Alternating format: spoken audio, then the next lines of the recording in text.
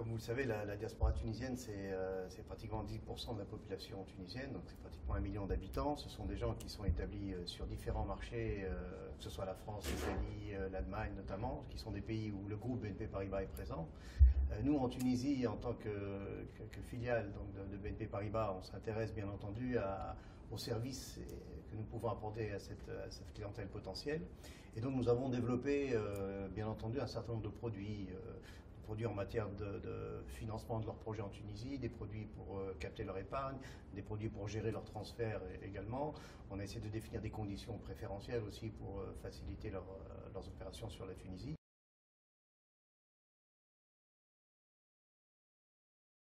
La clientèle tunisienne expatriée donc, que nous ciblons se voit proposer en matière par exemple d'ouverture de compte des produits du type compte en dinars convertibles, compte en devises.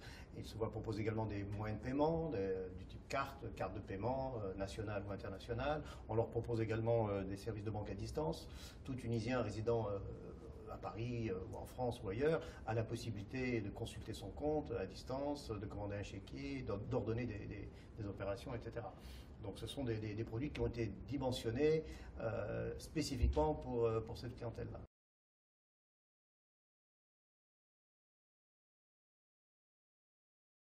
Nous, la bibancarisation, ça s'inscrit tout à fait dans le cadre de notre schéma, puisqu'on est une banque qui est, via le groupe BNP Paribas, on est présent sur les deux rives de la Méditerranée. Donc à partir du moment où il y a un certain nombre de clients tunisiens, clients de BNP Paribas naturellement, certains sont des binationaux d'ailleurs, il est tout à fait naturel qu'on envisage de leur proposer des services en Tunisie, via l'ouverture d'un compte, et en essayant de trouver des solutions qui soient à cheval sur les deux pays. Donc ça, on est tout à fait favorable et on considère que ça s'inscrit tout à fait dans notre schéma de développement sur cette clientèle-là.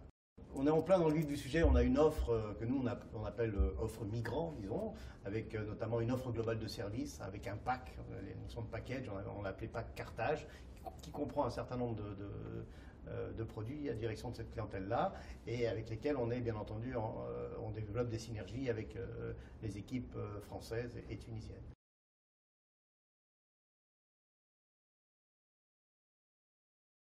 Nous sommes, nous, actuellement, à l'instar d'un certain nombre d'autres banques tunisiennes, nous sommes agents payeurs de Western Union, par exemple. Donc, nous traitons les transferts dans le sens France-Tunisie, dans ce corridor-là.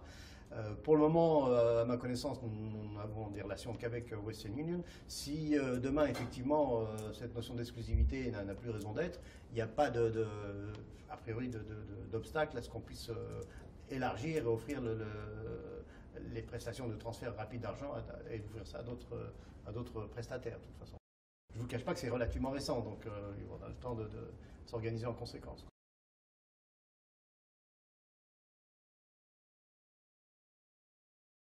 Oui, ça c'est un grand sujet. Alors le M-Banking, alors on met beaucoup de choses dans le M-Banking. Il y a le Mobile Banking qui est un ensemble de prestations. Il y a le Mobile Payment qui est le volet purement paiement via le mobile. Effectivement, il y a plus de lignes mobile en Tunisie que d'habitants. Donc, comme ça a été dit ce matin, le mobile peut être j'allais dire, un canal sur lequel on peut s'appuyer pour développer les paiements via le mobile. C'est un sujet sur lequel nous y avons réfléchi, pas seul d'ailleurs, avec la communauté bancaire tunisienne, déjà depuis l'année 2010. Déjà. Ça se faisait en collaboration avec la Société monétique Tunisie, qui avait à l'époque déjà enclenché un projet auquel elle souhaitait convier la communauté bancaire. Ce projet-là, dans le schéma initial, à ma connaissance, a été abandonné, mais il y a un nouveau projet qui est en cours, sur lequel on va se greffer. Par ailleurs, le groupe BNP Paribas a développé des solutions de mobile banking et on est en train de voir avec eux comment s'intégrer dans le cadre de ce qu'ils développent. Alors généralement, ça se fait en concertation avec d'autres sites. Les solutions peuvent être développées sur le Maroc, également sur la Tunisie. On travaille de manière coordonnée avec la stratégie du groupe là-dessus.